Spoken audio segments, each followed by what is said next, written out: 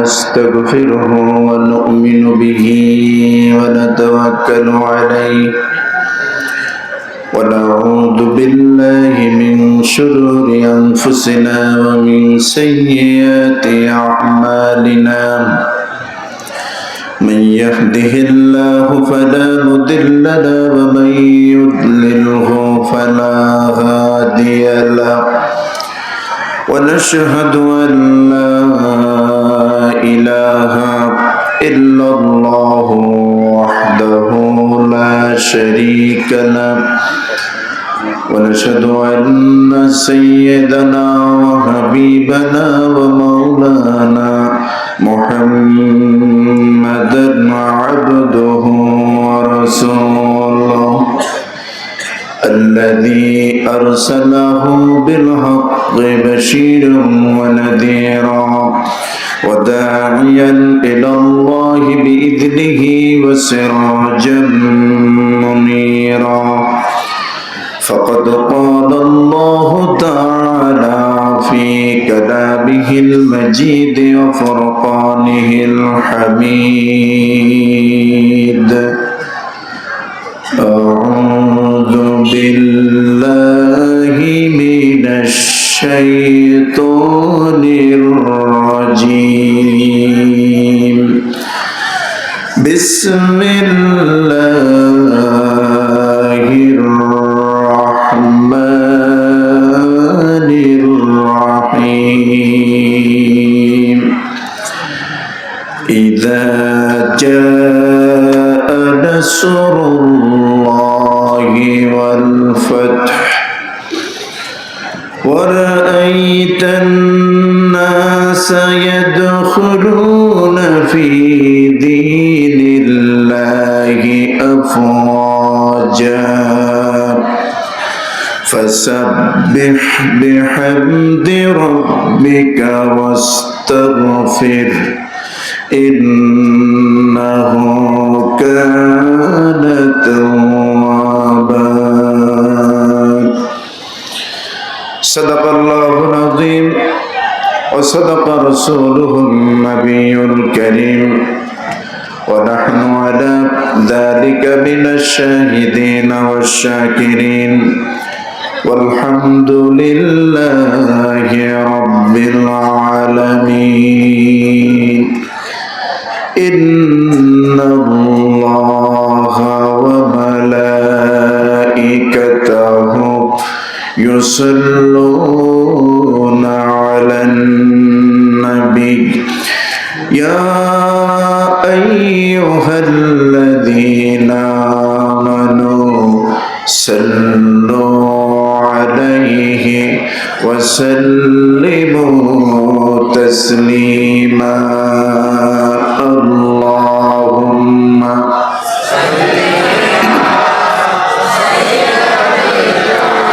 مولانا محمد وعلى آل سيدنا مولانا জবান খুলে মোহব্বতের সাথে সবাই বলুন আল্লাহুম্মা সাল্লি আলা مولانا محمد وعلى آله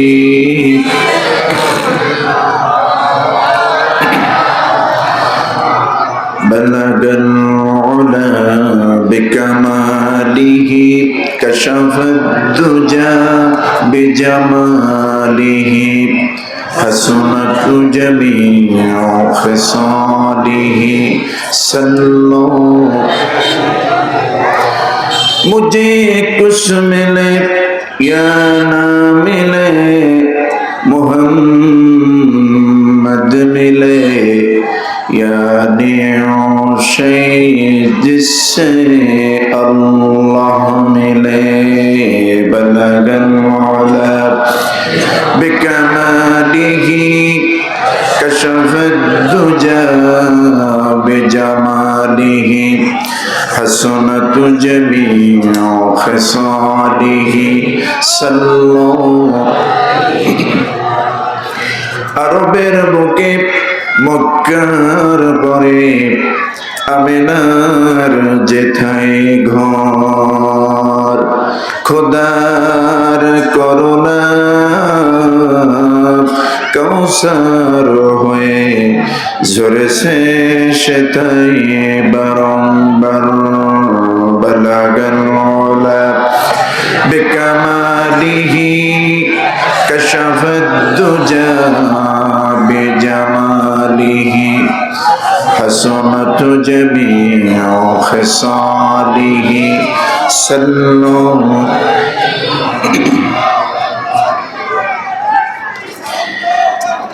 বাংলাদেশের ঐতিহ্যবাহী জেলা চট্টগ্রাম জেলাধীন বাঁশখালী উপজেলার ঐতিহ্যবাহী পশ্চিম বড়ঘোনার প্রাচীনতম দ্বীনী সংগঠন ইসলামী হিলফুল ফুদুল কর্তৃক আয়োজিত 17তম ঐতিহাসিক এই তাফসীরুল কোরআন মাহফিলের মান্যবর জনাব সভাপতি, বিশিষ্ট শিক্ষানুরাগী ও সমাজসেবক জনাব মাওলানা মুহাম্মদ আলী সাহেব বারাকাল্লাহু ফি হায়াতিহি। আজকের এই প্রোগ্রামের দুইজন বরেণ্য প্রধান অতিথি, প্রধান মেহমান জনাব অধ্যক্ষ বদরুল হক সাহেব বারাকাল্লাহু ফি হায়াতিহি, এবং আমার আগে অত্যন্ত গুরুত্বপূর্ণ বয়ান পেশ করেছেন আজকের প্রোগ্রামের প্রধান মেহমান অধ্যক্ষ আরিফ উল্লাহ সাহেব বারাকাল্লাহু ফি হায়াতিহি। আজকের এই বিশাল কোরআনের মাহফিলে আমার পূর্বে যিনি বয়ান করেছেন বাংলাদেশের নন্দিত মুফাসসিরে কোরআন মাওলানা কারি আব্দুল্লাহ আল আমিন সাহেব বারাকাল্লাহু ফি হায়াতিহি, এবং আমার পরে কোরআনের সুললিত ভাষায় যিনি তাফসীর পেশ করবেন আমার পরম শ্রদ্ধাভাজন বড় ভাই, বাংলাদেশের একজন সুমিষ্টভাষী নন্দিত মুফাসসিরে কোরআন শেখ জামালউদ্দিন সাহেব আতালাল্লাহু উমরাহু ওয়া বারাকাল্লাহু ফি হায়াতিহি। দিগার হাজরাত উলামায়ে কেরাম, ফুদালায়ে আযম, দূরে এবং কাছের বিভিন্ন জায়গা থেকে আগত আল্লাহ পাকের আখিরি কালামের বয়ান শোনার জন্য আমার দিনদার ইমানদার মুসলমান ভাইরা, সমবয়সী যুবক বন্ধুরা, আজকের আয়োজক কমিটি আমার যুবক ভাইরা, পর্দার আড়ালে বসে আছেন মা এবং বোনেরা, আমি আমার অন্তর খুলে আন্তরিক সালাম ইসলামী সম্ভাষণ পেশ করছি। আসসালামু আলাইকুম ওয়া রাহমাতুল্লাহ। লাখ কোটি শুকরিয়া আদায় করছি সে মহান মুনিব আল্লাহ সুবহানাহু ওয়া তাআলার দরবারে, যিনি আজ শুধু বাঁশখালী নয় গোটা বাংলার জমিনকে কোরআনের জন্য উন্মুক্ত করে দিয়েছেন। আজকে বড় বড় প্রোগ্রামগুলি বাংলাদেশে হচ্ছে কোনরূপ দ্বিধা দ্বন্দ্ব বিনা বাধা, কোনরূপ অনুমতি ছাড়াই, ঠিক কিনা? কারণ জালেমরা বিদায় নিয়েছে, এখন এই দেশ আলেমদের। এই দেশ কাদের? আলেমদের। ইনশাআল্লাহ আল্লাহ রাব্বুল আলামিন এই অনুকূল পরিবেশ দীর্ঘ 16টি বছর জালেমের রোশানল থেকে মুক্ত করে আমাদেরকে সুন্দর পরিবেশ উপহার দিয়েছেন। সে মহান মুনিব, আকাশ এবং জমিনের স্রষ্টা, কাল কিয়ামত দিবসের নিরঙ্কুশ একচ্ছত্র ক্ষমতার অধিপতি, যার কাছে আপনাকে আমাকে সকলকেই উপস্থিত হতে হবে, এই দুনিয়ার জীবনের পূর্ণাঙ্গ হিসাব পেশ করতে হবে। সে রব্বুল আলামিন আহকামুল হাকিমিন আল্লাহ সুবহানাহু ওয়া তাআলার দরবারে আমরা দিল খুলে প্রাণ ভরে মহব্বতের সাথে কালিমাতুশ শুকর আদায় করছি, সকলেই পড়ছি আলহামদুলিল্লাহ। একটু জোরে আওয়াজ করে সবাই বলুন আলহামদুলিল্লাহ। করুন সবাই রব্বানা লাকাল হামদ হামদান কাসীরান তাইয়িবান মুবারাকান ফীহি ইয়া রাব্বি লাকাল হামদু কামা ইয়ানবাগি লিজালালি ওয়াজহিক ওয়া আযীমি সুলতানিক লাকাল হামদু বিল ঈমান লাকাল হামদু বিল ইসলাম লাকাল হামদু বিল কুরআন ইয়া যাল জালালি ওয়াল ইকরাম আমিন ইয়া রাব্বাল আলামিন। বাঁশখালীর ভাইরা আপনারা কেমন আছেন? আলহামদুলিল্লাহ। আমি এবছর নিয়ে 3 বার এসেছি আপনাদের এখানে। আপনারা অনেক ভালোবাসেন আমাকে আল্লাহর জন্য, কোরআনের জন্য, ঠিক না? আল হুব্বু লিল্লাহ ওয়াল বুগদু লিল্লাহ। আল্লাহর জন্যই আমাদের ভালোবাসা, আল্লাহর জন্যই কাউকে ঘৃণা করা, ঠিক না? গত 16টি বছর এই দেশের উপরে দানব সরকার ছিল, এদেরকে আমরা ঘৃণা করি আল্লাহর জন্যে। আর এদেশের আলেম উলামা, কোরআন প্রেমিক যারা যারা কোরআনের কথা বলে, ইসলামের শাসন এই জমিনে কায়েম করতে চায়, আমরা তাদেরকে ভালোবাসি আল্লাহর জন্যে, ঠিক না? দুনিয়ার কোনো স্বার্থ নেই, শুধুমাত্র আল্লাহর জন্য ভালোবাসা। সুতরাং এই লাইনে যে কথা বলবে, যেখান থেকে বলবে, আমাদের সাপোর্ট অলরেডি পেয়ে যাবে। আজকে সারা বাংলাদেশ ব্যাপী ইসলামী চেতনার মানুষগুলির মোড় ঘুরে গিয়েছে, কারণ তারা আগামীর বাংলাদেশ নতুন করে নব্য জালেমদেরকে দেখতে চায় না। আগামীর বাংলাদেশ দেখতে চায় ইসলামের বাংলাদেশ। আগামীর বাংলাদেশ দেখতে চায় আইন হবে আল্লাহ প্রদত্ত, শাসন করবে সৎ লোকেরা। যেই সৎ লোকেরা এই দেশে 2টি মন্ত্রিত্ব পেয়েছিলেন, ঠিক না? 2টি মন্ত্রিত্ব পেয়েছিলেন 2008 সনের যখন চিরুনি অভিযান হলো কেয়ারটেকার আমলে। আপনারা ভালো করে জেনেছেন, জানেন যারা, সেখানে বাংলাদেশের এক্স প্রাইম মিনিস্টার অর্থাৎ 2 জন, খালেদা জিয়া এবং শেখ হাসিনা থেকে শুরু করে বাংলাদেশের হেভিওয়েট পলিটিক্যাল ম্যান, বড় বড় রাজনৈতিক লিডার এমন কেউ ছিল না যে দুর্নীতির দায়ে তার অ্যারেস্ট হয়নি। কিন্তু আমাদের ইসলামী অঙ্গনের, ইসলামী আন্দোলনের 2 জন সিপাহ সালাহ, মরহুম শহীদ মতিউর রহমান নিজামী হাফিজাহুল্লাহ রহমতুল্লাহ এবং শহীদ আলী আহসান মুজাহিদ রহমতুল্লাহ আলাই, এই 2 জন 2টি মন্ত্রণালয়ের দায়িত্বে ছিলেন।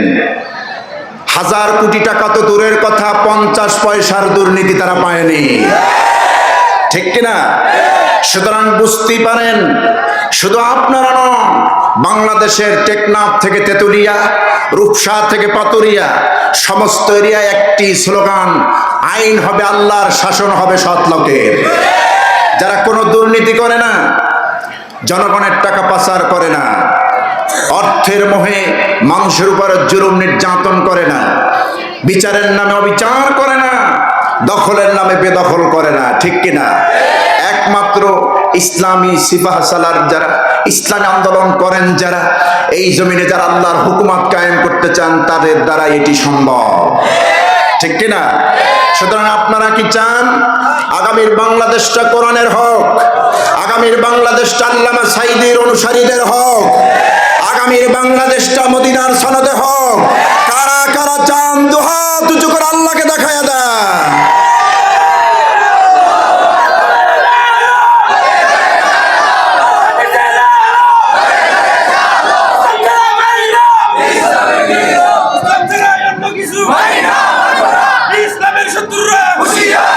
সম্মানিত ভাইরা, দল তো অনেকগুলি থাকবে না। ইসলাম আল্লাহর হুকুমতে এই জমিনে কায়েমের জন্য সবাই আসবে না। একটি দল থাকবে কিয়ামত পর্যন্ত, আল্লাহর জমিন, আল্লাহর বিধান কায়েমের প্রাণান্তকর চেষ্টা তারা করেই যাবে। এদের বর্ণনা আল্লাহ সূরা আলে ইমরানে দিয়েছেন, দিয়েছেন না? দিয়েছেন। আমার বন্ধুগণ, আল্লাহ রাব্বুল আলামিন এমন একটি সংগঠনের কথা বললেন, ওয়ালতাকুম মিনকুম উম্মাতুন ইয়াদউনা ইলাল খায়রি ওয়া ইয়া'মুরুনা বিল মা'রুফ ওয়া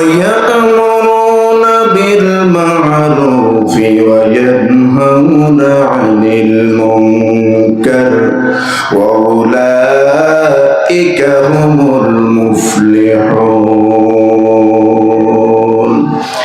আল্লাহ পাক বলেন ওয়ালতাকুম মিনকুম উম্মাতুন ইয়াদউনা ইলাল খায়র তোমাদের ভিতরে এমন একটি দল এমন একটি গোষ্ঠী এমন একটি সংগঠন থাকবে থাকতেই হবে থাকা উচিত থাকার জরুরি রয়েছে জরুরত রয়েছে এমন একটি সংগঠন যেই সংগঠনের কাজ হবে ইয়াদউনা ইলাল খায়র মানুষকে আল্লাহর বান্দাদেরকে কল্যাণের পথে আহ্বান করা ইয়াদউনা ইলাল খায়র এই আয়াতের ব্যাখ্যায় লেখা হয়েছে ইয়াদউনা ইলাল জান্নাহ ইয়াদউনা ইলা সিরাতিল মুস্তাকিম সুবহানাল্লাহ আমার বন্ধুগণ আল্লাহ রাব্বুল আলামিন বলেন এই বান্দাগুলির দায়িত্ব হবে ইয়াদউনা ইলাল খায়র কল্যাণের পথে আহ্বান করা কল্যাণের দিকে মানুষকে ডাকা জান্নাতের দিকে ডাকা ওয়া ইয়ামুরুনা বিল মা'রুফ ওয়া ইয়ানহাউনা আনিল মুনকার আর সৎ কাজের আদেশ করবে অসৎ কাজ থেকে মানুষকে ফিরাইয়া রাখবে এই দলটির কাজ হলো বাংলাদেশে ইসলামের নামেও ইসলামের ব্যানারও বহুত দল বহুত সংগঠন আছে কিন্তু আপনাদের কি সিদ্ধান্ত নিতে হবে আগামীর দিনে যে এদেশে ইসলামের ব্যানারের থেকেও আসল ইসলামী দল কোনটা এখন চেনার সময় হয়েছে কারা আল্লাহর জন্য জীবন দিয়েছে যারা আল্লাহর জন্য জীবন দিয়েছে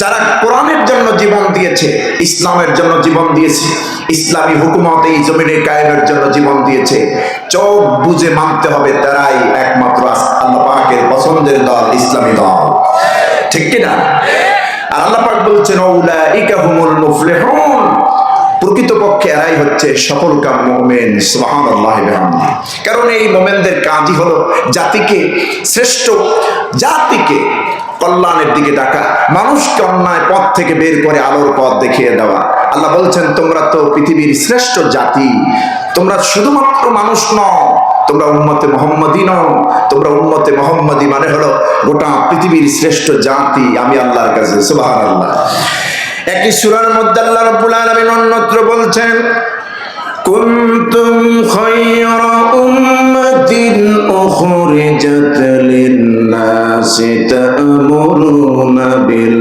মা'রুফ ওয়া তানহাউনা 'আনিল মুনকার ওয়া তু'মিনুনা বিল্লাহ কুনতুম খায়রা উম্মাহ আল্লাহ পাক বলেন তোমরাই উম্মতের শ্রেষ্ঠ জাতি তোমরাই শ্রেষ্ঠ জাতি শ্রেষ্ঠ উম্মত আমি আল্লাহ রাব্বুল আলামিন বলে দিচ্ছি উখরিজাত লিন-নাস তোমাদেরকে মানুষের কল্যাণের জন্য বের করা হয়েছে যেরকম সুবহানাল্লাহ মানুষের কল্যাণের জন্য মানুষের উপকারের জন্য তোমাদেরকে বের করা হয়েছে সুতরাং কোরআন যেমন শুধু একটি জাতি গোষ্ঠীর জন্য সীমাবদ্ধ নয় এটাকে হুদাল লিন-নাস করে আল্লাহ পাক নাজিল করেছেন গোটা মানব জাতির জন্য হেদায়েতের কিতাব এই কোরআনে কারীম আর আমাদেরকে বানিয়েছেন হাদি আমাদেরকে সমস্ত মানুষের জন্য হাদি হিসেবে আল্লাহ পাঠিয়েছেন সুবহানাল্লাহ এইজন্য আল্লাহ বলছেন উখরিজাত লিন-নাস মানুষের কল্যাণে যাতে করে মানুষকে আপনি অন্ধকার থেকে আপনার উম্মতেরা বের করতে পারে আলোর পথ দেখাতে পারে আর সিরাতে মুস্তাকিমের পথ দেখাতে পারে সৎ কাজের আদেশ অসৎ কাজ থেকে মানুষকে ফিরায় নিতে পারে অতুমিনুনা বিল্লাহ যদি তোমরা আল্লাহর প্রতি ঈমান এভাবে আনো সুতরাং আমরা হব পৃথিবীর শ্রেষ্ঠ জাতি ঠিক কি না আমরা শ্রেষ্ঠ জাতি ঘোষণাকার আল্লাহ পাকের ঘোষণা কারণ আমরা এমন একজন আল্লাহর প্রতি ঈমান এনেছি যাকে আমরা দেখিনি দেখেছি বলেন দেখিনি আমরা এমন উম্মত এমন আল্লাহর বান্দা আমাদের সম্পর্কে আল্লাহ রাব্বুল আলামিন সূরাতুল বাকারার শুরুতেই আল্লাহ পাক জানিয়ে দিয়েছেন কেমন বান্দা আমার ঈমানের দাবিতে খাঁটি মুমিন বান্দা তো তারা আল্লাযীনা ইউমিনুনা বিল গায়বি ওয়া ইউকিমুনাস সালাতা ওয়া মিম্মা রাযাকনাহুম ইউনফিকুন আল্লাহ পাক বলেন বান্দাগুলি অদৃশ্যের উপর ঈমান আনে, আমি আল্লাহ রাব্বুল আলামিন কি না দেখি আমার উপরে বিশ্বাস স্থাপন করে, আমাকে মেনে নেয় রব হিসেবে, আল্লাহ হিসেবে আমার উপর ঈমান আনে। এবার আমি বাঁশখালীর ভাইদের থেকে, পশ্চিম বরগুনার ভাইদের থেকে জানতে চাই, কোনদিন আমরা আল্লাহরে দেখেছি নাকি? এই পৃথিবীতে ওলি আউলিয়ারা যারা আছে, আল্লাহর প্রিয় বান্দা, তারাও কি কোনদিন আল্লাহরে দেখেছে নাকি? এই পৃথিবীতে আল্লাহ রাব্বুল আলামিনকে দেখা সম্ভব নয়। কোন মানুষের পক্ষে চরম চক্ষু দিয়ে আল্লাহকে দেখতে পাবে না, বরং আল্লাহ রাব্বুল আলামিন বলেছেন আমাকে দেখতে পারবে জান্নাতের মধ্যে, আমি আমার বান্দাদের সঙ্গে সাক্ষাৎ দেব। তবে শর্ত হলো, যেই মোমেন বান্দা দুনিয়ায় দুটি অপশন পালন করবে, দুটি অপশন মেনে চলবে, ওই বান্দাদেরকে আমি জান্নাতে দেখা দেব। সূরাতুল কাহফের শেষ অংশে আল্লাহ জানাই দিয়েছেন কাদের জন্য আমার দেখা হবে জান্নাতে। শোনো হে নবী, আপনি বলে দেন, ফামান কানা ইয়ারজু লিকা রাব্বিহি ফালইআমাল আমালান সালিহা ওয়ালা يشرك بعبادة ربه أحدا فمن كان يرجو لقاء ربه, যে ব্যক্তি আমার বান্দাদের ভিতরে চান তার রবের সাক্ষাৎ। আপনারা একটু চিৎকার মেরে বলুন, আমরা আমাদের রবের সাক্ষাৎ চাই না? জোরে বলুন, চাই না? অবশ্যই চাই। বিলিয়ন, মিলিয়ন, ট্রিলিয়ন পৃথিবীর ক্যালকুলেটরে যত সংখ্যা বসানো যায় তার থেকেও বেশি চাই আমার রবের সাক্ষাৎ। আর সেই সাক্ষাৎ হবে জান্নাতে। ফামান কানা ইয়ারজু লিকা রাব্বিহি, আল্লাহ পাক বলছেন যদি কোনো বান্দা তার রবের সাথে সাক্ষাৎ চায়, তাহলে দুটি অপশনে এই বান্দাকে চলতে হবে দুনিয়ায়। প্রথম অপশন হলো ফালিয়ামাল আমালান সালিহা, যাবতীয় নেক জাগতীয় বন্দেগী নেক আমলগুলি বান্দা আল্লাহ রাব্বুল আলামিনের জন্য করবে। আমার নামাজ, আমার রোজা, আমার হজ, আমার যাকাত, আমার তাসবিহ, আমার দান সদকা, আমার ওয়াজ মাহফিল, আমার ইসলামী আন্দোলন, সব কিছু কেবলমাত্র কার জন্য? ইন্না সলাতি ওয়া নুসুকি ওয়া মাহইয়ায়া ওয়া মামাতি লিল্লাহি রাব্বিল আলামিন। নিঃসন্দেহে আমার নামাজ, আমার কোরবানি, আমার বেঁচে থাকা, আমার মরে যাওয়া, আমার হায়াত, আমার মউত, যা কিছু আছে সব কেবলমাত্র শুধুমাত্র একজনের জন্য। তিনি কে? তিনি হচ্ছেন রব্বুল আলামিন।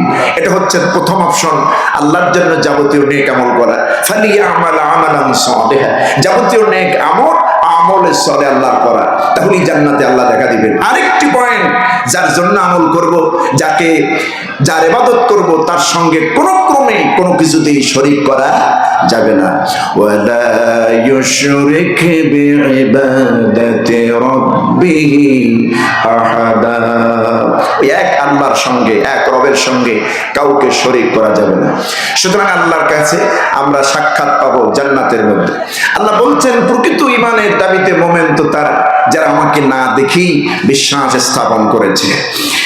যে বান্দাগুলি প্রতিনিয়ত নামাজ কায়েম করে, আল্লাযীনা ইউমিনুনা বিল গায়বি ওয়া ইউকিমুনাস সালাতা ওয়া মিম্মা রাযাকনাহুম ইউনফিকুন, যারা অদৃশ্যের উপরে বিশ্বাস স্থাপন করে, মানে আল্লাহরে দেখিনি বিশ্বাস করি, জাহান্নাম দেখিনি বিশ্বাস করি, জান্নাত আছে বিশ্বাস করি, নবী দেখিনি বিশ্বাস করি, পরকাল হবে, কিয়ামতে উঠতে হবে, এই জীবন না, এটা বিশ্বাস করি।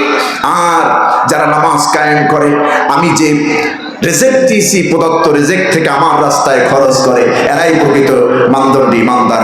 সুবহানাল্লাহ। সুতরাং আমরা আল্লাহ রাব্বুল আলামিনের গোলাম, আল্লাহর প্রিয় বান্দা, মুমিন। পৃথিবীতে যত মানুষ আসে সব চাইতে আমাদের মর্যাদা আল্লাহর কাছে বেশি। সুবহানাল্লাহ। আসুন আমি আপনাদের খেদমতে সূরাতুন নাসর তেলাওয়াত করেছি। আমাকে দেওয়া হয়েছে সূরাতুন নাসর থেকে আলোচনা করতে বলা হয়েছে। আমি ছোট্ট একটি সূরা, এই ছোট্ট সূরার আলোকে আপনাদের খেদমতে কিছু কথা বলতে চাই। আমা তাওফীকি ইল্লা বিল্লাহ আলাইহি তাওয়াক্কালতু ওয়া ইলাইহি উনীব। আমরা পড়ি আমিন। বিতাড়িত মরদুদ ইবলিসের ওয়াসওয়াসা থেকে পানা আছে, পরম করুণাময় আল্লাহর নামে শুরু করা যাক। পুরুষ সূচিত কণ্ঠে আপনারা ঠোঁট মিলিয়ে আমার সঙ্গে পড়ুন। আউযু বিল্লাহি মিনাশ শাইতানির রাজিম। বিসমিল্লাহির রাহমানির রাহিম।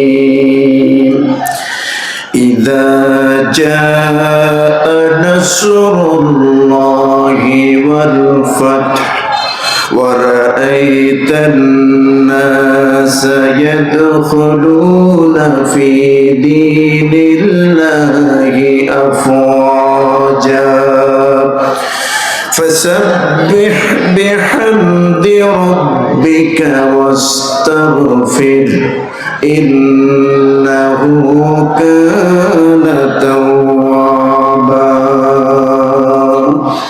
صدق الله العظيم।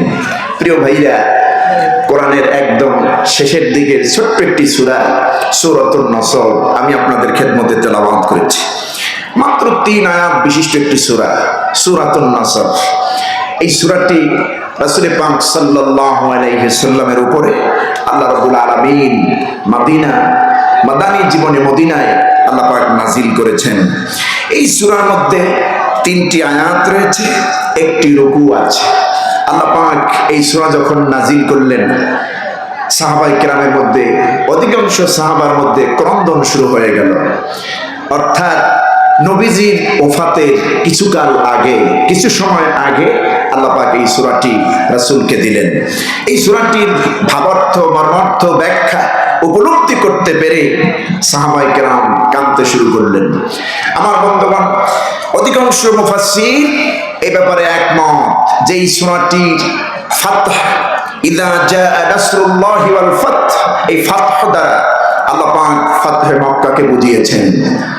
আর মুসলমানদের জন্য সবচেয়ে বড় অর্জন হচ্ছে, নবীর জীবনের সবচেয়ে বড় প্রাপ্য হচ্ছে ফাতহে মক্কা, মক্কা বিজয়। সুবহানাল্লাহ।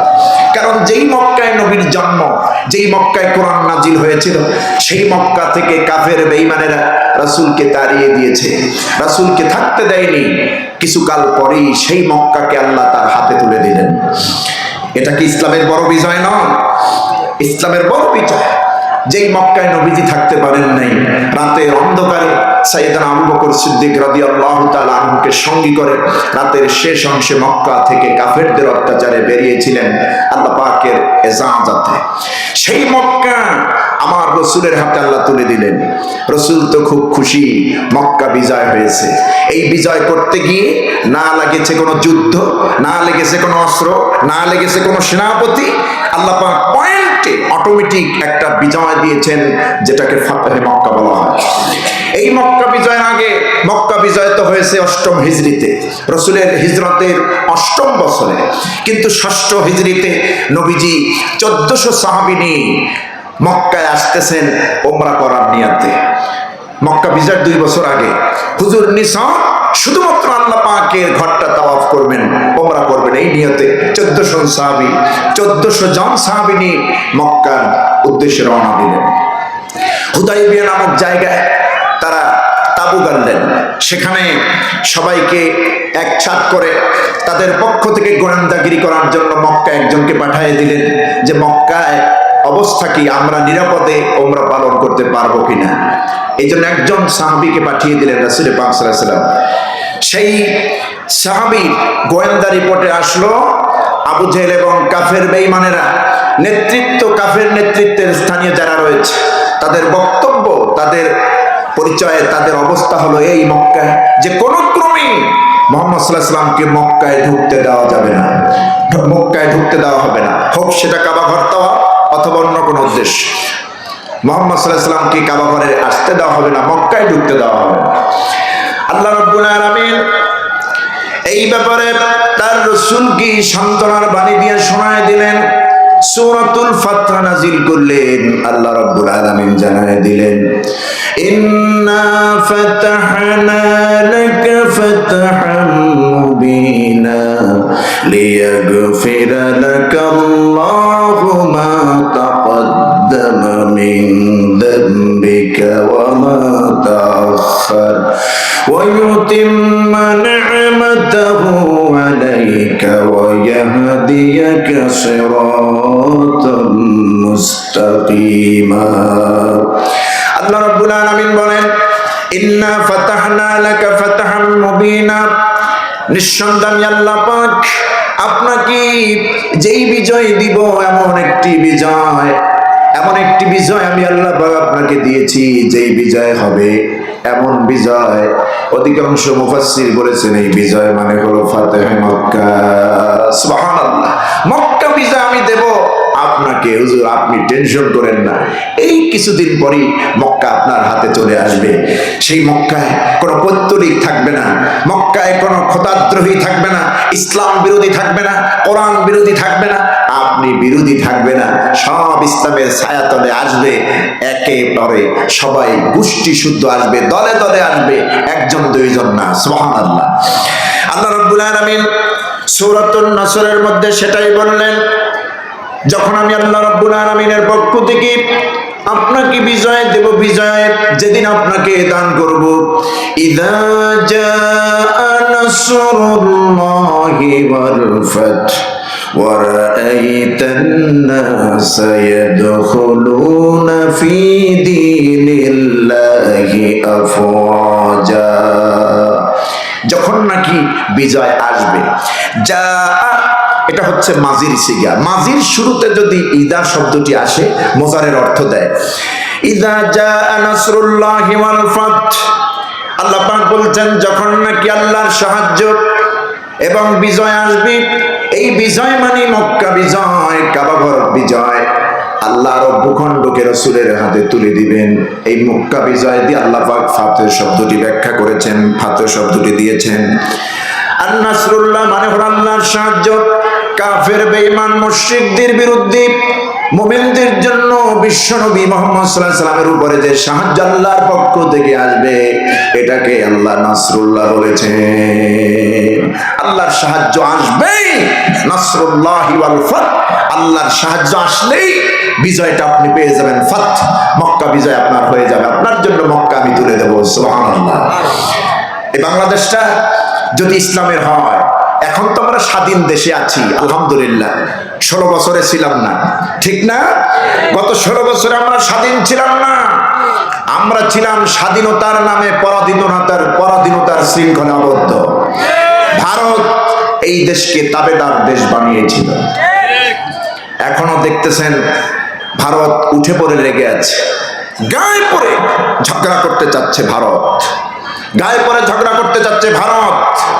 বাংলাদেশের ব্যাপারে ভারতের বর্তমানে যে অবস্থান এটা এখন পরিষ্কার হয়েছে আমাদের কাছে 1971 সালে যে সাপোর্ট বাংলাদেশের স্বাধীনতার সময় করেছিল বাংলাদেশের কল্যাণের জন্য নয় বাংলাদেশ থেকে নেওয়ার জন্য ঠিক কিনা এক দেশ থেকে আমরা স্বাধীন হয়েছি আর এক দেশের কাছে পরাধীনতা হওয়ার জন্য নয় ভারত আমাদেরকে পরাধীন করে রেখেছিল বিশেষ করে এই গোষ্ঠী যদি থাকে এই গোষ্ঠী থাকাকালীন 16টি বছর এই দেশকে পরাধীনতার শৃঙ্খলে রেখেছিল ভারত এখন তাদের মাথা খারাপ কারণ বাংলাদেশের সাথে সম্পর্ক করতে চায় পৃথিবীর বিভিন্ন রাষ্ট্রগুলি বিভিন্ন প্রতিষ্ঠিত রাষ্ট্রগুলি ধনী রাষ্ট্রগুলি পৃথিবীর সবচেয়ে বড় বড় রাষ্ট্রগুলি বাংলাদেশের সাথে সম্পর্ক জুড়তে চায় বাংলাদেশ সবাইকে মানতেও চায় শুধুমাত্র ভারত ছাড়া কারণ ভারতের বর্তমান প্রধানমন্ত্রী নরেন্দ্র মোদী কসাই মোদী যার হাতের মধ্যে মুসলমানদের রক্ত এই কসাই মোদীকে কোনোদিন আমরা সাপোর্ট করিনি করব না ঠিক কিনা মুসলমানদের রক্ত ছাড়া যার পিপাসা মেটে না সেই নরেন্দ্র মোদী এখন পাগল পারা হয়ে গিয়েছে এখন অন্তর্বর্তী সরকারকে তারা বেকায়দায় করতে চায় এই দেশের মধ্যে শান্ত পরিবেশকে অশান্ত করতে চায় দেশের মধ্যে একটা উশৃঙ্খলা বিশৃঙ্খলা তারা তৈরি করতে চায় ইনশাআল্লাহ আমরা সজাগ আছি আমাদের মাননীয় প্রধান উপদেষ্টা ডক্টর ইউনূস যখনই দেখছেন এই বন্ধুপ্রতিম রাষ্ট্র ভারত আমাদের বিরুদ্ধে লেগেছে একটার পর একটা উনি সমস্ত পর্যায়ের সমস্ত এরিয়া সমস্ত দলের লোকদেরকে রাজনৈতিক দল ধর্মীয় নেতাদেরকে নিয়ে জাতীয় ঐক্য গঠন করেছেন আলহামদুলিল্লাহ আমরাও সুনাম দিতে চাই ওনাকে। বাংলাদেশের স্বাধীনতার সার্বভৌমত্বের পক্ষে 1971 সনে যেমন জীবন দিয়েছে আমার বাপ দাদারা, আমরাও প্রয়োজনে জীবন দেব, তবুও ভারতের দাবিদার রাষ্ট্র হয়ে আমরা থাকতে চাই না। কারা কারা রাজি আছেন হাত উঁচু করে আল্লাহকে দেখায় দেন।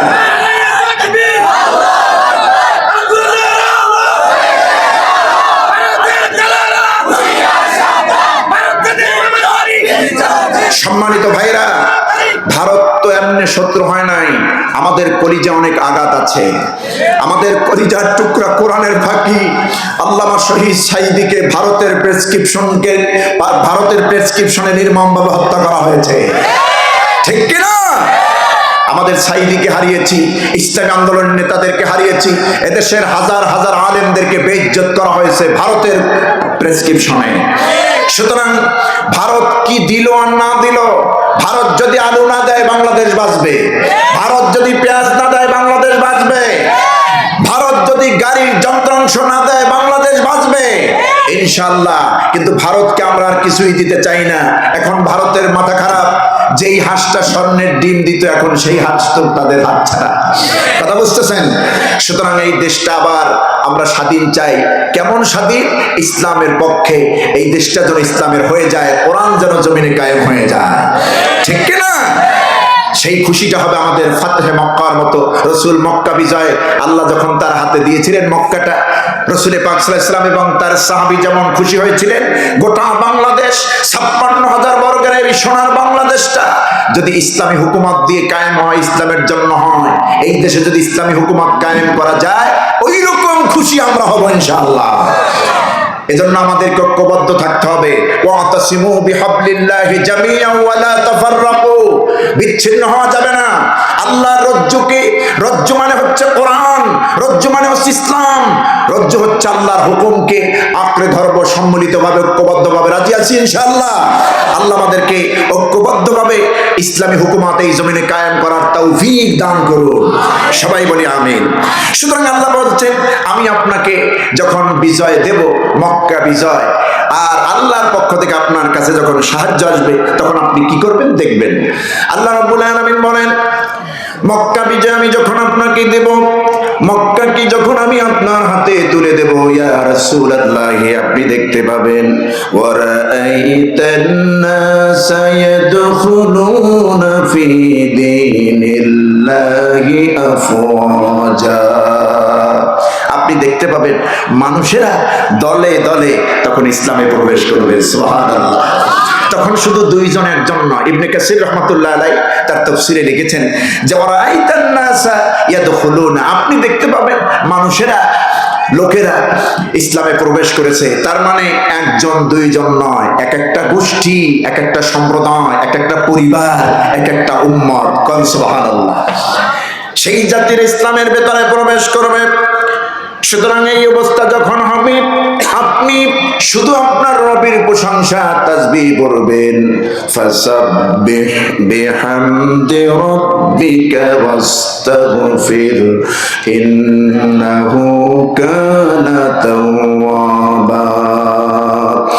যখন আমি আপনাকে ফাতহে মক্কা দান করব, মক্কা বিজয় আপনাকে দেব, মক্কাটা আপনার জন্য হয়ে যাবে, আল্লাহর সাহায্য যখন আপনি আর আপনার সাহাবীরা পেয়ে যাবেন, এমনকি আপনি যখন দেখবেন মক্কা বিজয়ের কারণে বিভিন্ন দলের লোকেরা, সম্প্রদায়ের লোকেরা দলে দলে, একজন দুইজন নয়, দলে দলে ইসলামে গ্রহণ করতেছেন, ইসলামে দাখিল হতেছেন, দলে দলে মুসলমান হয়ে যাচ্ছে, এই অবস্থা আপনার কাজ হলো আপনার রবের তাসবিহ আর প্রশংসা করা, আপনার রবের প্রশংসা করা, তাসবিহ পড়া। কোন সুবহানাল্লাহ।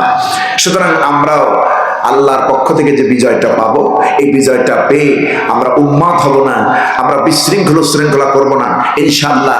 শুধুমাত্র আল্লাহ পাক যদি বাংলাদেশকে ইসলামের জন্য কবুল করেন, লম্বা একটা সেজদা দেব জমিনে ইনশাআল্লাহ, লম্বা একটা সেজদা দেব, ঠিক কিনা? আমার বন্ধুগণ, রাসূল পাক সাল্লাল্লাহু আলাইহি ওয়াসাল্লাম মক্কা নগরীতে আসার পর যখন নাকি মক্কা বিজয় আল্লাহ পাক 8ম হিজরিতে তাকে দিয়ে দিলেন, মক্কা তার হাতে তুলে দিলেন, আমার নবীজি অন্যের উপরে কোনোদিন বেদখল করেন নাই, কোনো সম্পত্তি গ্রাস করেন নাই।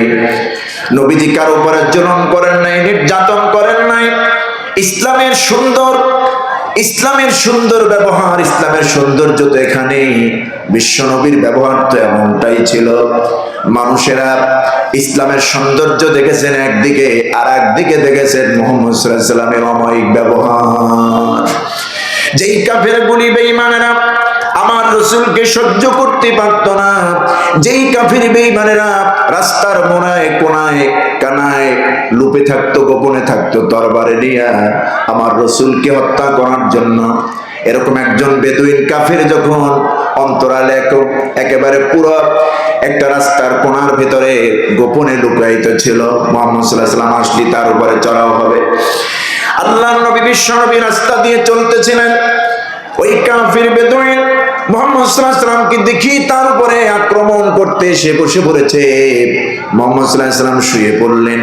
এই অবস্থায় হুজুরের বুক মোবারকে উঠে ওই কাফের বেদুইন বলছে, মুহাম্মদ বলো, এতক্ষণ তো তুমি হেঁটে আসতেছিলে, এবার আমি তোমাকে পরাজিত করেছি, এবার বলো আমার হাত থেকে তোমারে কে বাঁচাবে?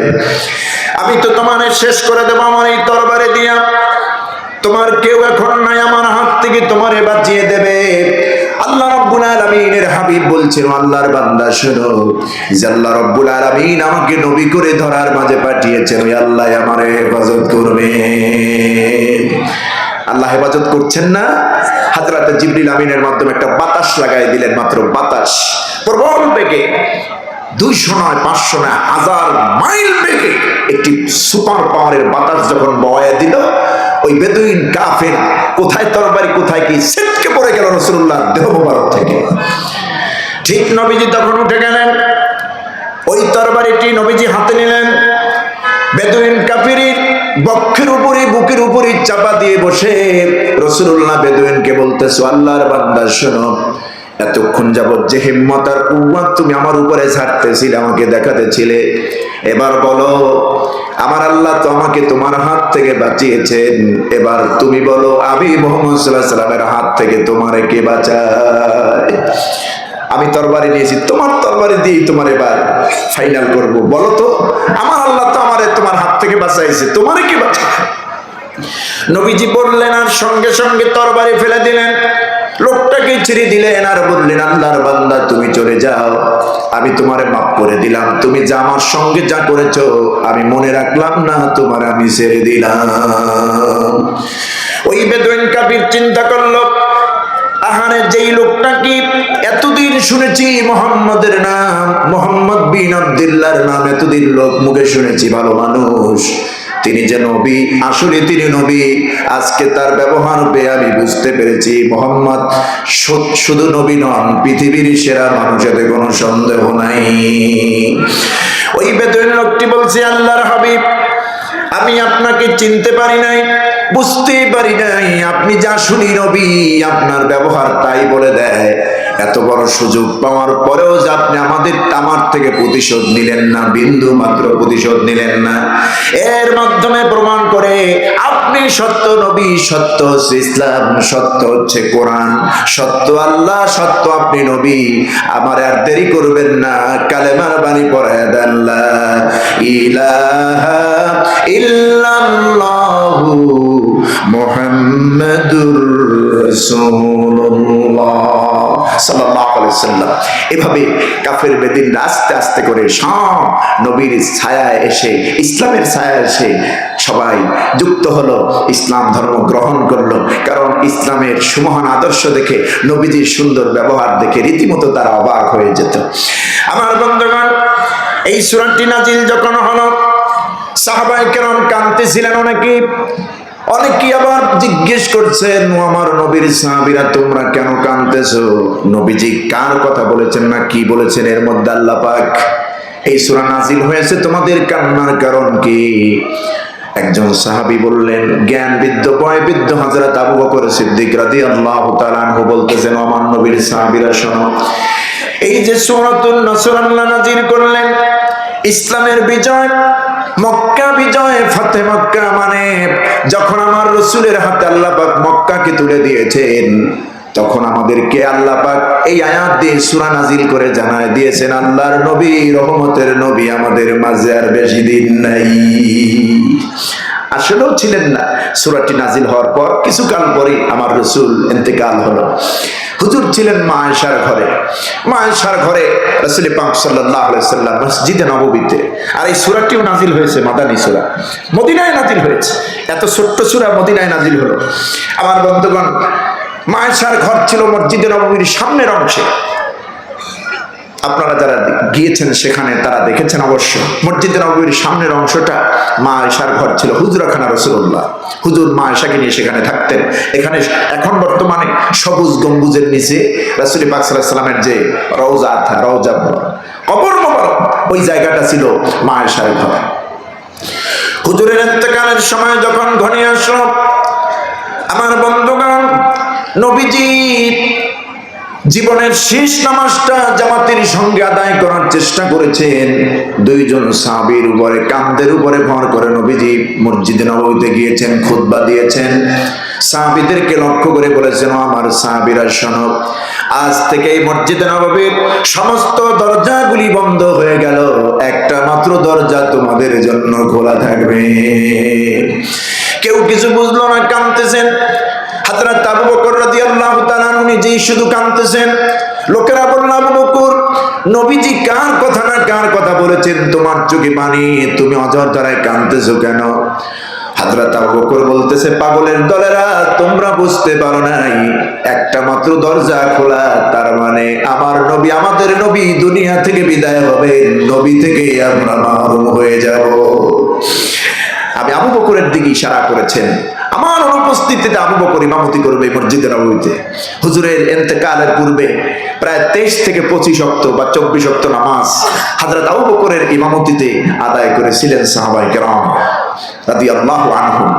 একদিন ফজরের নামাজের পর, যেদিন রাসূলুল্লাহ সাল্লাল্লাহু আলাইহি ওয়াসাল্লাম দুনিয়া থেকে বিদায় হবেন, ওই দিন ফজরের নামাজ শেষে সাইয়েদনা আবু বকর সিদ্দিক রাদিয়াল্লাহু তাআলা আনহু এবং আব্দুল্লাহ ইবনে জামা সহ কয়েকজন সাহাবী নিয়ে হুজুরের ঘরের মধ্যে গেলেন। মসজিদে নববীর সামনেই তো রাসূলের ঘর।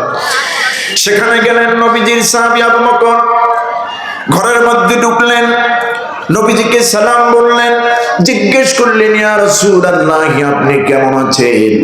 হে আল্লাহর রাসূল, মসজিদে নববীতে সাহাবীরা আপনার জন্য কেঁদে কেঁদে হয়রান, আপনি একটু শোনায় দেন আপনি কেমন আছেন। নবীজি বলছেন, আবু বকর রে, আগের তুলনায় আমি অনেক ভালো আছি, কারণ আমার প্রচন্ড জ্বর, শরীরে প্রচন্ড মাথা ব্যথা। আমার আয়েশা আমাকে একটু আগে আমার মাথায় ঠান্ডা পানি ঢেলেছিল। আল্লাহ রাব্বুল আলামিন মেহেরবানি করেছেন, দয়া করেছেন, আমার মাথাটা এখন একটু ভালো, জ্বর নাই, মাথাও কষ্ট, মাথার ব্যথা আমার কমে গেছে। আবু বকর, এখন আমি একটু ভালো আছি। নবীজির মুখে ভালো আছি এই কথাটুকু শুনে সমস্ত সাহাবীরা খুশি চিত্তে নিয়ে নবীজির দরবার থেকে বেরিয়ে বললেন। আবু বকর এক জায়গায়, ওমর আর এক জায়গায়, উসমান আর এক জায়গায়, আলী আর এক জায়গায়, যার যার মতো সবাই চলে গেলেন। আমার বন্ধুগণ, হযরতে মালাকুল মউত আজরাইল আমিন এসে পড়েছেন নবীর ঘরে। শুধুমাত্র মালাকুল মউত একজন আসেন নাই, সঙ্গে আসলেন জিবরিল, অর্থাৎ জিবরিল আমিন হযরতে মালাকুল মউত আজরাইলকে সঙ্গে নিয়ে এসেছেন। আমার বন্ধুগণ, নবীর ঘরে এসে নবীজিকে সালাম বললেন, নবীজি সালামের জবাব দিলেন। হযরতে জিবরিল বলেন, হুজুর, প্রতিবার তো আমি আসি, এবার একজন আসিলে আমার সঙ্গে আর একজন আল্লাহর মেহমান এসেছে। হযরতে মালাকুল মউত আজরাইল নবীজিকে সালাম বললেন, হুজুর, আমি এসেছি আল্লাহর পক্ষ থেকে, আপনাকে আল্লাহ সালাম বলেছেন, আমি এসেছি আল্লাহর হুকুম নিয়ে আপনার রূহ মুবারক কবজ করব বলে। আপনার জান মুবারক কবজ করার জন্য আল্লাহ আমাকে নির্দেশ দিয়েছেন, পাঠিয়ে দিয়েছেন। কিন্তু আল্লাহ রাব্বুল আলামিন এই কথা আমাকে বলে দিয়েছেন, আপনি যদি পারমিশন না দেন, আমি আপনার জান কবজ করতে পারবো না আপনাকে রেখে।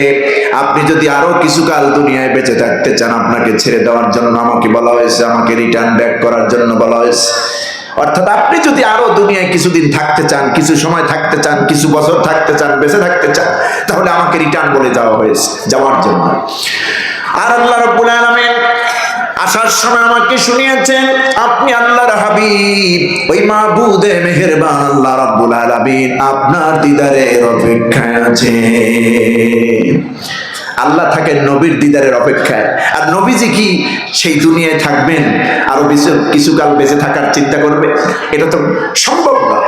আমার বন্ধুগণ, হুজুর বললেন বালির রফিকুল আলা, ও আমার আজরাইল ভাই, তুমি চলে যেও না, তুমি যে ডিউটি নিয়ে এসছো সেই ডিউটি পালন করো, তুমি তোমার দায়িত্ব পালন করো। আমিও চাই আমি আমার রফিকে আলা আল্লাহর সান্নিধ্যে চলে যেতে। ও হাসান ও হোসাইন ও আলী ও ফাতেমা, আমার ঘর ছেড়ে দাও, আল্লাহর মেহমানের। নবীজি ইন্তেকালের পূর্বে মেসওয়াক করে ওযু করলেন, পবিত্র হলেন, আল্লাহর সঙ্গে দিদারের জন্য প্রস্তুত হয়ে গেলেন। নবীজির এই ঘটনার পর হযরতে মালাকুল মউত আজরাইল আমিন রাসূল পাক সাল্লাল্লাহু আলাইহি সাল্লামের রূহ মুবারক কবজ করার জন্য প্রস্তুত হলেন। এমন একজন নবী আমরা পেলাম যার কাছে মালাকুল মউত এসে অনুমতি চায়, অথচ এই পৃথিবীতে কোন নবী রাসূল ছিলেন না যার কাছে আজরাইল এসেছেন অনুমতি চেয়েছেন। এরকম কেউ নেই। হযরতে দাউদ আলাইহিস সালামের নাম আপনারা নিশ্চয়ই শুনেছেন। একজন জলিলুল কদর নবী দাউদ আলাইহিস সালাম, যার উপরে 4খানা কিতাবের 1খান নাজিল হয়েছে, জাবুর। এই পৃথিবীতে যত নবী আল্লাহ পাঠিয়েছেন ধরার মাঝে সবচেয়ে মিষ্টি এবং সুললিত কণ্ঠের অধিকারী ছিলেন দাউদ আলাইহিস সালাম, যিনি জান্নাতের মধ্যে কোরআন তেলাওয়াত শোনাবেন জান্নাতীদেরকে। সেই দাউদ আলাইহিস সালামের কাছে যখন মালাকুল মউত আসলেন, দাউদ আলাইহিস সালাম কোথাও যাচ্ছেন, সফরে বের হয়েছেন, ঘোড়ার উপরে সওয়ারি হয়ে তিনি যখন যাচ্ছিলেন রাস্তা দিয়া সামনে ব্যারিকেড দিয়েছেন, মালাকুল মউত আজরাইল সামনে দাঁড়ায় সালাম বললেন, আসসালামু আলাইকা ইয়া নবী আল্লাহ। আল্লাহর নবী আপনার উপর রহম বর্ষিত হোক আল্লাহর পক্ষ থেকে। আমি আজরাইল আমিন এই মুহূর্তে এসেছি, আপনি কই যান?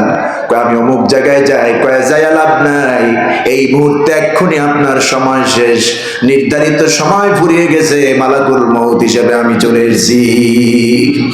হযরত দাউদ আলাইহিস সালাম বললেন, ভাই আজরাইল, তুমি আমাকে একটু অবকাশ দাও, শুধুমাত্র একটু সময় দাও, যাতে করে আমি বের হতে পারি। এই ঘোড়া থেকে নেমে আমি 2টো সেজদা দেব আল্লাহকে, 2 রাকাত নফল নামাজ পড়বো। আল্লাহকে সেজদা দেওয়ার পর তুমি তোমার দায়িত্ব পালন করো।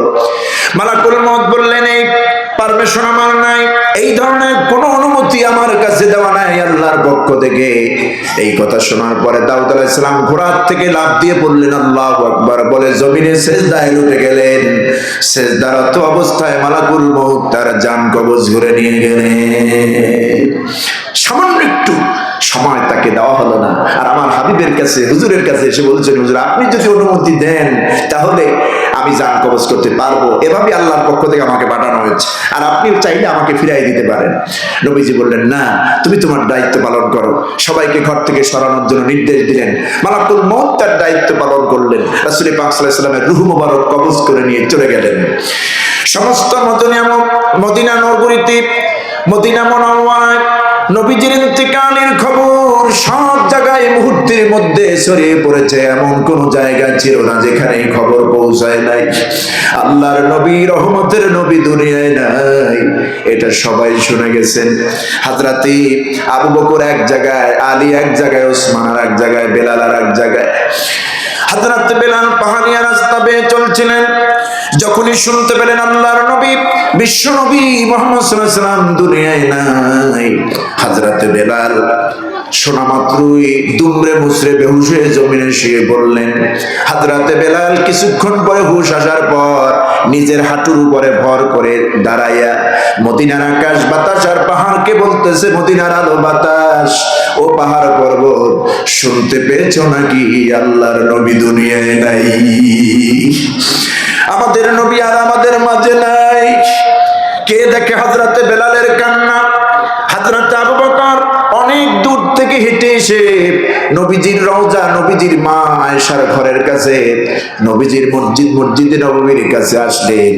হযরত আবু বকর এসে দেখেন অনেকগুলি লোক দাঁড়ানো। হযরত ওমর তরবারি উঁচু করে নারায় নারায় বক্তব্য দিচ্ছেন আর বলছেন, ও আমার নবীর সাহাবীরা, খবরদার কেউ বলবে না আল্লাহর নবী, রহমতের নবী আমাদের মাঝে নাই, দুনিয়ায় নাই, ইন্তেকাল করেছে। এই কথা কেউ বলবে না। কারণ আমার রাসূল, আমাদের নবী আমাদের থেকে বিদায় নিতে পারেন না, আমাদেরকে তিন করে চলে যেতে পারেন না। যে বলবে নবীজি নাই, আমি ওমরকে তো ভালো করে চেনো, এই তরবারিও ভালো করে চেনো, তরবারির আঘাত করে এই দুনিয়া থেকে জনমের মতো দেহ থেকে মাথা আলাদা করে দেব। ভয়ের চোটে কেউ কথাও বলেন না। সাহাবীরা শুনতেছেন, আবু বকর দেখতেছেন, এসেই দেখতেছেন ওমর বক্তব্য দিচ্ছে, দেওয়ানা হয়ে গেছে, নবীর বিয়োগ বেদনায় পাগল করা হয়ে গেছে। হযরত আবু বকরের ধারণা হলো এই ওমরকে কেউ ঠান্ডা করতে পারবে না আমি ছাড়া। হযরত ওমর রাদিয়াল্লাহু তাআলা আনহুর কাছে চলে গেলেন আবু বকর, ডান হাতখানা হযরত ওমরের মাথার উপরে বুলায় দিলেন, কোরআনের একটি আয়াতের অংশ তেলাওয়াত করে আবু বকর ওমরকে নসিহত করলেন, ওমর রে শোনো, আল্লাহ পাক বলছেন, ওয়া মা মুহাম্মাদুন ইল্লা রাসূলুন ক্বাদ খালাত মিন ক্বাবলিহির রাসূল। হে আমার শোনো, নিঃসন্দেহে মুহাম্মদ সাল্লাল্লাহু আলাইহি ওয়াসাল্লাম আল্লাহর রাসূল বই কিছুই নন, তিনি আল্লাহর রাসূল শুধু, তিনি ছাড়া কিছুই নন। এই পৃথিবীতে বহুত নবী তার আগে এসেছেন, আবার সবাই চলে গেছেন। সুতরাং আল্লাহ পাক তার হাবিবকে নিয়ে গেছেন, এটা আল্লাহর সিদ্ধান্ত। তুমি আল্লাহর সিদ্ধান্তের বিরুদ্ধে অবস্থান করতে চাও নাকি? তরবারি নাড়ায় নাড়ায় তুমি কি বলতে চাও? তুমি কি আল্লাহর সিদ্ধান্তের বিরুদ্ধে যেতে চাও? এতটুকু বললেন, ওমর ঠান্ডা হয়ে গেল, তরবারি জমিনে পড়ে গেল, চোখ দিয়ে পানি পড়তেছে, হাত বন্ধ, জবান বন্ধ। আবু বকর ওমরকে নিয়ে মা আয়েশার ঘরে ঢুকলেন, হুজুরের হুজরাখানায়। দেখতেছেন মা আয়েশার ঘরের পূর্ব কিনারায় সাদা ইয়ামানি চাদর দিয়ে আমার রাসূলকে ঢেকে রাখা হয়েছে। আমার নবীজিকে ঢেকে রাখা হয়েছে, আল্লাহর নবীকে সাদা ইয়ামানি চাদর দিয়া সাইয়েদনা আবু বকর কাছে গেলেন, নবীজির চেহারা মুবারক থেকে চাদরখানা সরায় দিলেন। আবু বকর তাকায়া দেখতেছেন আল্লাহর নবী, বিশ্ব নবী সত্যি ঘুমিয়ে গেছে। নবীজি আর আমাদের মাঝে নাই। হযরত আবু বকর ভেঙে পড়লেন না, কাঁদলেন না, কাউকে কিছু বুঝতে না দিয়ে শক্তভাবে হৃদয়কে বেঁধে রেখে হযরত আবু বকর নির্দেশ দিলেন, গোসলের পানি রেডি করো, হুজুরকে গোসল করাতে হবে, কাফনের কাফন পরে হুজুরকে দাফন করতে হবে। গোসল করানো হলো, হুজুরকে যখন কবরে নামানো হলো, নবীজির কবর কোন জায়গায় হবে এক একজনকে এক এক মত দিল, কেউ বলছে অমুক জায়গায়, কেউ বলছে অমুক জায়গায়। আমার নবীজির স্ত্রী আমাদের মা হযরত আয়েশা বলেছেন, ও আল্লাহর নবীর সাহাবীরা, রাসূলুল্লাহর কবর মোবারক কোন জায়গায় হবে তোমাদের কারো বক্তব্য নেওয়া হবে না, কারণ আমি আমার রাসূলের জীবদ্দশায় শুনেছি, নবীরা বলেছে, নবীজি বলেছেন, এই পৃথিবীতে নবীরা যেখানে ইন্তেকাল করে সেখানে তার কবর হয়ে যায়।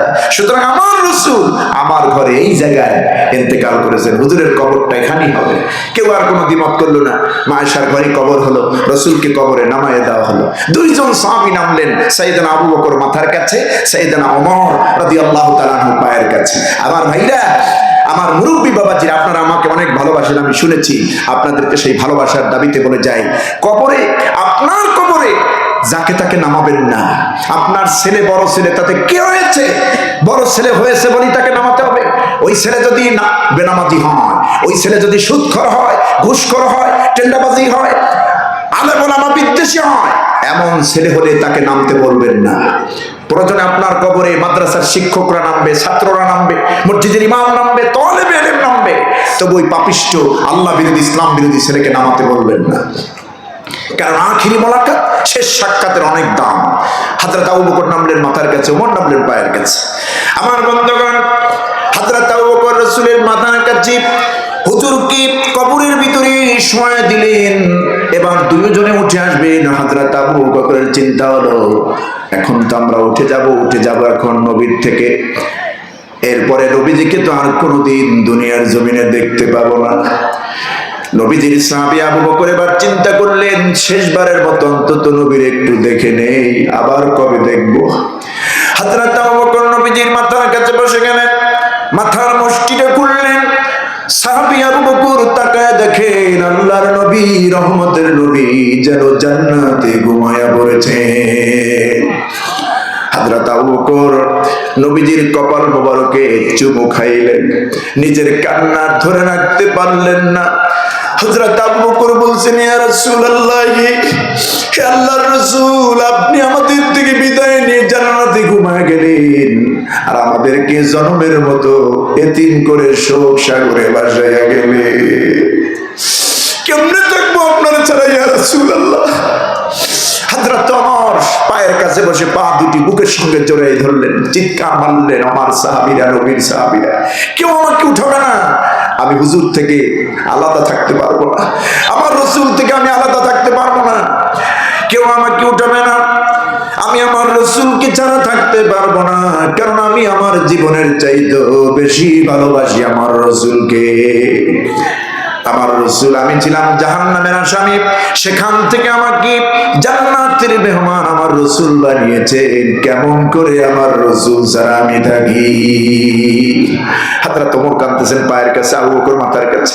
একজন সাহাবী মুগীরা রাদিয়াল্লাহু তাআলা আনহু তিনি বর্ণনা করছেন, আল্লাহে কদ রাআইতু মাদফুনান নবী সাল্লাল্লাহু আলাইহি সাল্লাম, আল্লাহর কসম আমি মুগীরা দেখেছি রাসূলের দাফনের কাজ, দেখলাম আবু বকর ওমর কান্দে কবরের দুই পাশে দুইজন, আমরা কান্দি হুজুরের কবরের পাশে। ইতিমধ্যে দেখতে পেলাম রাসূলের চোখের কোণা দিয়ে পানি ঝরতেছে। নবীজি যেন চোখের পানি দিয়ে ইশারা করলো, আমার সাহাবীরা শোনো, তোমরা কেঁদো না, কান্নার দরকার নাই, তোমাদের মায়া ছেড়ে আমি দুনিয়া থেকে বিদায় হই নাই, এই কবরের রওজায় ঘুমিয়েছি তোমাদের মায়া নিয়া, তোমাদের জন্য আমার চোখের পানি ফুরাবে না, ফুরাবে না কবরের ভেতরে, ফুরাবে না হাসরের ময়দানে, কিয়ামতের ময়দানেও তোমাদের জন্য আমি কাঁদবো, যতক্ষণ না আমার আপন উম্মতদেরকে আমি জান্নাতে পৌঁছায়া দিতে পারি।